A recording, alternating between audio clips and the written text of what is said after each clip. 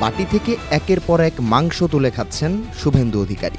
তবে খাসি কিংবা মুরগি নয়, ইসলাম বিদ্বেষী এই মুখ্যমন্ত্রী চেটে পুটে খাচ্ছেন গরুর মাংস। সম্প্রতি বিজেপি নেতার এই ক্লিপ সামাজিক যোগাযোগ মাধ্যমে ভাইরাল হয়েছে, যেখানে এক ব্যক্তি দাবি করেন তার সামনেই 3 বাটি গরুর মাংস খেয়েছেন শুভেন্দু। এমনকি টিফিন বাটিতে করে খাবার বাড়িতেও নিয়ে যান শুভেন্দু। এ বিষয়ে কোনো মন্তব্য না করলেও গরু নিয়ে বিজেপির লাফালাফি যেন থামছেই না। কারণ মানুষের মতো গরুর বার্থ সার্টিফিকেট চেয়েছেন গেরুয়া শিবিরের নেত্রী রেখাপত্র। সম্প্রতি গরু বোঝাই ট্রাক আটক করার পর বিজেপি নেত্রী জানান 14 বছরের কম বয়সী গরু জবাইয়ের ক্ষেত্রে কঠোর নিষেধাজ্ঞা অব্যাহত থাকবে। গরু ও মহিষ জবাইয়ের ক্ষেত্রে রাজ্যের পূর্বানুমতি নিতে হবে। পাশাপাশি গরুর জন্ম সনদ দেখাতে ব্যর্থ হলে নেওয়া হবে আইনানুগ ব্যবস্থা।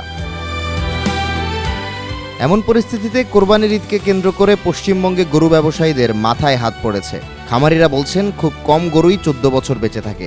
ইন্ডিয়ান সেকুলার ফ্রন্টের বিধায়ক নওশাদ সিদ্দিকী বলেন, গবাদি পশু পালনের সঙ্গে জড়িত 80% মানুষই অমুসলিম। মুসলিমদের কোরবানির জন্য ছাগল সহ অন্য বিকল্প আছে। ফলে এই কোরবানির মৌসুমে নিঃস্ব হতে পারেন অসংখ্য অমুসলিম গরু বিক্রেতা। এদিকে মুখ্যমন্ত্রীর দাবি, তার বিজয়ে পশ্চিমবঙ্গের দলগুলো যতটা না লাফালাফি করছে তার থেকে বেশি লাফালাফি করছে বাংলাদেশের জামাতিরা। সীমান্ত সংলগ্ন রাজ্যে বিজেপির সরকার গঠনের কারণে জামাতিরা অস্বস্তিতে রয়েছে। শুভেন্দু বলেন, ভোটার তালিকা থেকে বাদ পড়া ব্যক্তিদের বাংলাদেশে ফেরত পাঠানোর সময় চলে এসেছে। বিজেপি তার প্রতিশ্রুতি রক্ষা করবে, পাশাপাশি সুরক্ষিত করবে গোটা ভারত। সোমবারই মন্ত্রিসভার দ্বিতীয় বৈঠকে বেশ কিছু সিদ্ধান্ত নেয় পশ্চিমবঙ্গ সরকার, যার মধ্যে রয়েছে ধর্মীয় শ্রেণীবিন্যাসের ভিত্তিতে সব প্রকল্প বন্ধ করার ঘোষণা। এতে করে রাজ্যটিতে আগামী মাস থেকে বন্ধ হয়ে যাচ্ছে মসজিদের ইমাম, মুয়াজ্জিন ও মন্দিরের পুরোহিতদের ভাতা। শুধু তাই নয়, রাজ্যটিতে পিছিয়ে পড়া জনগোষ্ঠীর তালিকা থেকে মুসলিমদের সম্পূর্ণভাবে বাদ দেওয়ার সিদ্ধান্ত নেওয়া হয়েছে। এতদিন পশ্চিমবঙ্গে 17% মানুষ কোটার আওতায় ছিলেন।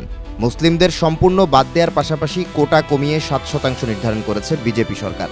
বিভেদের এই রাজনীতি পশ্চিমবঙ্গে কতটা কার্যকর হয়, এখন সেটিই দেখার বিষয়।